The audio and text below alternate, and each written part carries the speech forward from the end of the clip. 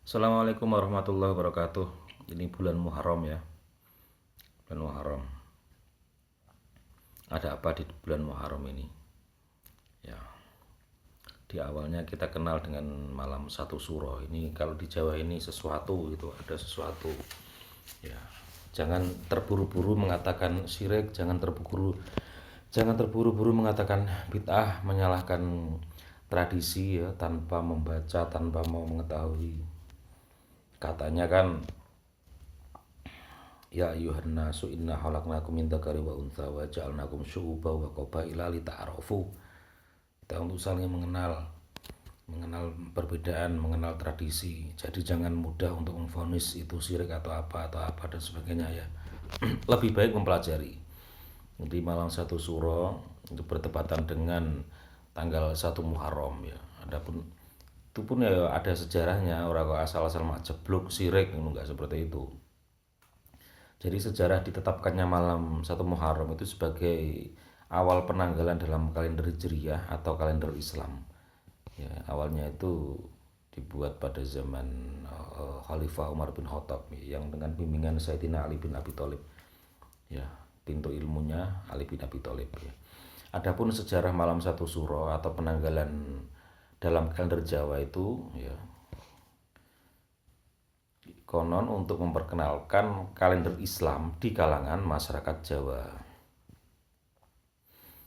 Itu jadi pada tahun 913 Hijri ya 931 Hijriah atau 1443 tahun Jawa Baru, yaitu pada zaman pemerintahan Kerajaan Demak ya, Sunan Giri II telah membuat penyesuaian antara sistem kalender Hijriah dengan sistem kalender Jawa pada masa itu. Jadi pada waktu itu Sultan Agung menginginkan adanya persatuan rakyatnya untuk menggempur Belanda di Batavia yang sekarang jadi Betawi, termasuk ingin menyatukan Pulau Jawa. Jadi Jawa pengen disatukan. Nah, oleh karena itu beliau ingin rakyatnya itu bersatu, tidak terpecah belah. Makanya bagaimana caranya Islam dan Jawa itu bisa menyatu, karena kita tahu sendiri banyak sekali perbedaan keyakinan, bahkan keyakinan agama, tradisi dan sebagainya. Maka dalam nasib yang sama, dalam kondisi terjajah ya, piye carane masyarakat itu disatukan, pribumi itu disatukan untuk mengusir penjajah. Nah, Sultan Agung Hanyokrokusumo ingin menyatukan antara kelompok santri dengan kelompok yang disebut dengan abangan. Mereka sama-sama punya basis yang kuat itu. Untuk itu pada setiap hari Jumat Legi dilakukan pelaporan pemerintahan setempat ya, sambil dilakukan pengajian yang dilakukan oleh para penghulu kabupaten, sekaligus dilakukan ziarah kubur dan haul ke makam Ngampel dan Giri. Ini loh. Jadi yang namanya tradisi kebiasaan ya, yang sekarang kita lihat itu tidak serta-merta terjadi begitu saja, dan itu harus dipahami secara historis dan kontekstual sehingga kita menemukan ruh dari sebuah tradisi tersebut. Jangan dibenturkan dengan mana dalilnya dalam Al-Quran, mana dalilnya dalam hadis. Ya jangan seperti itu juga ya. Karena tidak berarti yang tidak ada dalam Quran hadis kemudian itu bermakna negatif, tidak seperti itu ya. Kita ini hidup juga dengan banyak orang di atas tanah yang sejarah itu selalu bergerak secara dinamis, maka kita harus berpikir juga secara dinamis ya.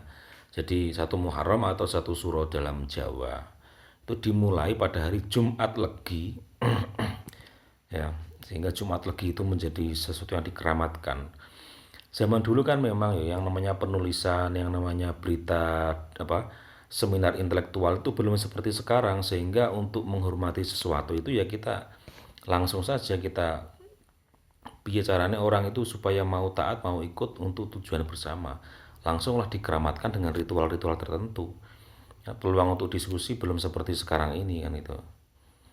Jadi bagaimana masyarakat itu supaya bisa menyatu, supaya untuk meraih tujuan bersama, salah satunya adalah melawan penjajah. Dibuatlah tradisi. Itu nah sekarang kita tinggal menikmati, ojo dibid'ah-bid'ahkan. Itu ya. Bahkan dianggap sial kalau ada orang yang memanfaatkan hari tersebut di luar kepentingan mengaji, ziarah, dan haul. Nah, jadi gitu ya. Seakan-akan tabu kalau melakukan kegiatan-kegiatan di luar tadi mengaji, ziarah, dan haul. Ini betapa pentingnya persatuan dan kesatuan yang digagas oleh para pendahulu kita, para leluhur kita, sehingga tradisi itu terbentuk sedemikian rupa. Maka marilah kita hargai kejawen kita ini, Jawa kita hargai. Dan jangan ragu, orang kalau sekarang bicara Jawa itu kalau misalkan langsung lari ke Majapahit, ke Malowapati, atau ke kerajaan-kerajaan dulu ya, itu kita belum tentu bisa bahasa mereka loh. Majapahit bahasanya apa? Terus aksaranya yang digunakan apa? Bukan huruf sekarang kan. Terus bahkan istilah Jawa, Jawa Kromo, Kromo Inggil, terus Ngoko itu kan awalnya setelah Kesultanan Demak ya. Demak, Mataram itu loh. Seingat saya itu di Mataram itu mulai ada tingkatan bahasa itu, sehingga dan itu juga dari Kanjeng Sunan Kalijogo. Anda searching itu coba. Kenapa dibuat seperti itu? Supaya untuk menata yang namanya etika, yang namanya tata krama. Ya, kan menurut Pak Agus Sunyoto, sejarawan dari UNER dulu, beliau mengatakan bahwa wong Jawa sing zaman Majapahit ku asline kau kasar-kasar galak-galak. Pasca Wali Songo itulah ada perubahan. Wong Jawa sing alus-alus terkenal alus itu pasca Wali Songo. Gitu ya. Jadi kalau kita mau bicara kejawen, bicara Jawa ya gowo Jawa mulai ku maksud iki yo gelem gak gelem yo nyinaoni Wali Songo. Sapa maneh sing nggawa kita sekarang ini menjadi seperti sekarang ini kalau bukan tatanannya Wali Songo. Bahkan kata wilayah sendiri, sekarang kita ini mengenal kata wilayah. Wilayah itu kan terkenal kita pahami sebagai daerah. Wilayah timur, wilayah utara, wilayah barat, wilayah provinsi mana. Wilayah itu dari kata wali, jadi wali, wilayah.